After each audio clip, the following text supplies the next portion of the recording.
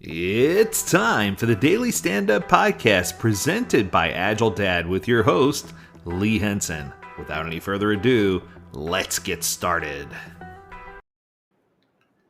Sometimes I find it hard to believe that I get some of the topics that I get requested, but this was definitely one that was requested by one of our listeners, so I'm going to go for it. The question was, how do I sell Scrum to our leadership? How do I sell Scrum to top management? And what I could tell you is I believed at one point that this was a struggle. My hope was that this was no longer a struggle. But what I've quickly found is that some people are still struggling. So Scrum has become probably one of the most popular, if not the most popular Agile framework, right? It's the way that people are trying to get things done. Now, sometimes I think the harder sell is getting people to culturally change their mind about how they feel about something. But the truth is, the data and evidence is there to support Agile in general, not even specifically Scrum, being better for most organizations. You have to realize the potential that implementing Scrum promises. If you're still stuck in your traditional waterfall approach, you understand the issues of delayed estimates and delayed releases, less than expected results, lower quality, the inability to make changes easily. Um, Team members get just shuffled around and assigned to other projects like resources that you could throw away, fungible resources. Emergency changes come into effect after a release. You find out that you have a faulty product and that there's not enough time to test, and all these things happen in traditional setups. Selling Scrum should be easy because just by going with what I said, all those things get conquered in some way, shape, fashion, or form. Even if you go all the way back to 2012, there was a survey that was done. I want to say it was done by Gartner. And it said that 80% of all Scrum adoptions in organizations were initiated by leadership. The survey also found that the Scrum Master um, and it worked with after the Scrum Master worked closely with top management like VPs, CEOs, and managers. Um, these people were the most knowledgeable about Scrum. The leadership were actually the most knowledgeable. The survey results also showed how crucial it was to spread awareness about Scrum with top management, because the managers that knew adopted it, and the ones who adopted it were successful. It's kind of interesting how that all plays into effect. So, with that being said, I remember there was a document that was created. I want to say it was called the Declaration of Interdependence or something like that. That's a strong document that you can fall back on to convince managers about what Scrum is and why it should be done. Anytime you have something that's factual and statistical and easy for them to glance at and say, yes, this is official, it makes it easier for you to help them understand the increased return on investment that they'll achieve by focusing on delivering the specific features and business needs that people are actually asking for.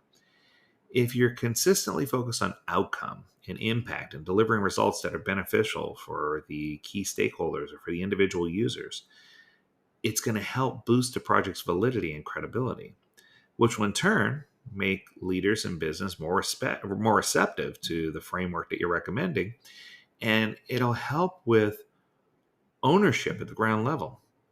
I think that sometimes when you're talking about really big waterfall-esque projects, nobody likes to take ownership of those because nobody knows what direction they're going, how or whether they're going to be done. It just creates this nightmare. If we can get people to take ownership of a product or project, and we can break it down into incremental deliverables, and we can pivot when we need to help people be successful, it's going to allow us to plan for short burst iterations and facilitate adaptation to what we're trying to do, and adaptation rules, right? If we can get beyond the nuance of documentation and start treating people as individuals and not resources, and formulating a plan which will lead to a product that more comprehensively solves problems instead of a comprehensive plan which leads to a product that sucks, that's going to help us really get to the point of understanding how self-organizing teams and empowered teams can take ownership of problems, dilemmas, things that are happening, and still create an air of creativity where they can be increasingly productive with shared responsibility and accountability and really flow with the chain of events that are happening. There's so many positive things that come when leadership embraces this, that whether or not leadership embraces this should no longer be the question. It should be, here are the facts, here's the information. Now, I have some good news for you. Many years ago, we created a document. It was called the Executive Agility Playbook. And inside of that playbook, we put the three big questions that leaders have about: why is this important to me? What do I need to do to get started, right? How do we responsibly scale? And what are my responsibilities? And what do I need to do? And I think that that document it's got to be one of the top most downloaded documents from the AgileDad archive. But it's absolutely a brilliant document that helps you explain to leaders exactly what's going on, why it's important, and why they should embrace this. Now, for those of you who are struggling, it's always nice to hear a third party objective view, so that document can be customized to map to whatever you need it to say. Or the document also has an accompanying video of me presenting it for, I think it's an hour and 7 minutes, where I go through and I describe each and every page of the document and how you can pitch it and present it to your leadership team. And it goes through everything from statistical data from third party companies like McKinsey and whatnot. It goes into in-depth representation of why honoring WIP limits is important. And it even goes back and talks about the keys to successfully scale and the keys to being a great leader. And that document is kind of the cornerstone of what we're trying to do here. So I encourage you to go to the AgileDad website and go to the Agile document section and download that playbook. And then if you go to the video section, you can watch the accompanying video. The beauty here is that you can make this all your own, and then you can present it to leadership and show everybody just where your Agile chops are.